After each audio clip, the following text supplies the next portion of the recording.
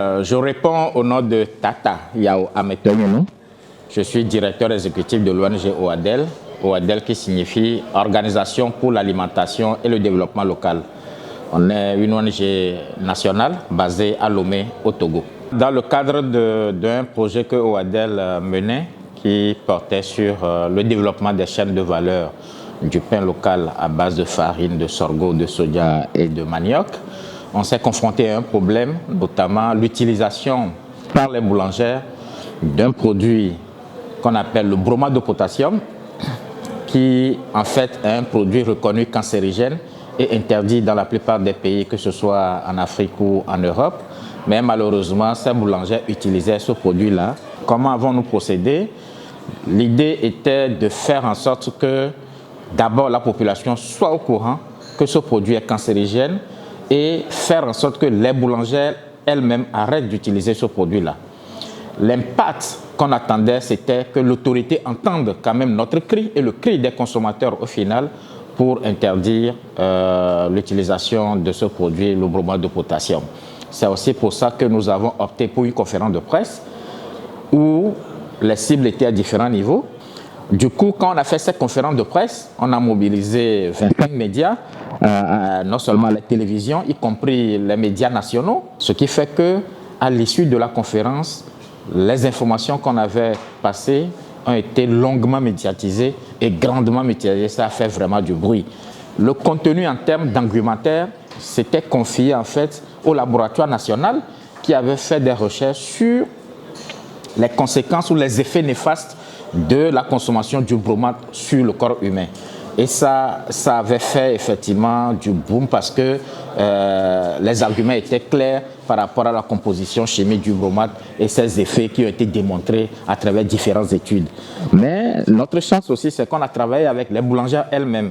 Et il y a une qui a aussi accepté témoigner de l'utilisation de ce bromate-là et a même montré que ce bromate consommé directement pouvait tuer. C'est ça qui a fait que l'autorité rapidement s'est dit, s'il y a cette situation de santé publique qui est menacée par l'utilisation d'un produit interdit partout, il fallait qu'eux aussi puissent prendre un arrêté. 2 mois après, effectivement, on a eu l'arrêté qui interdisait l'importation, la commercialisation et l'utilisation du bromate de potassium au Togo.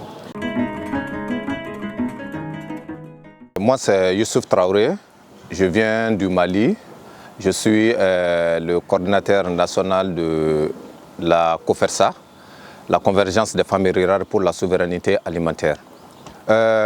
Au Mali, nous travaillons beaucoup avec des organisations féminines. D'ailleurs, l'organisation que je représente est composée des organisations féminines.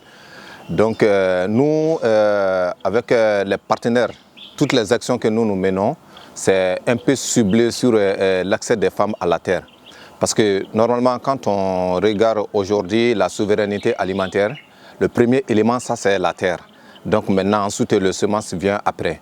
Donc nous avons beaucoup d'expérience de 2012 à maintenant sur le plaidoyer qui est sur l'accès des femmes à la terre.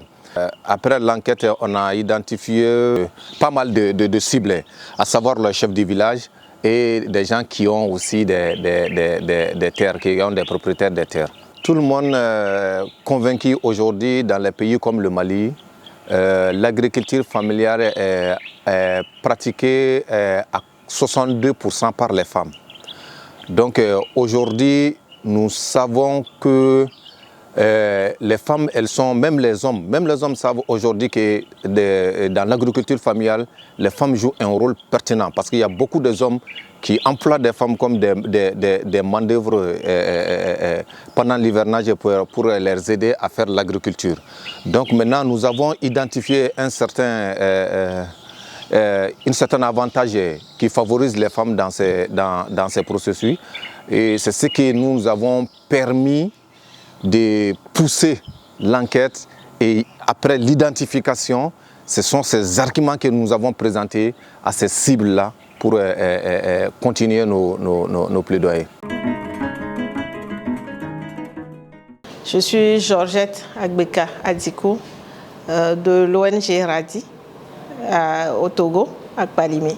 Notre cible, ce sont les autorités locales. Donc il y a les maires des 3 communes, Cloto 1, Cloto 2, Cloto 3 et le préfet de Cloto.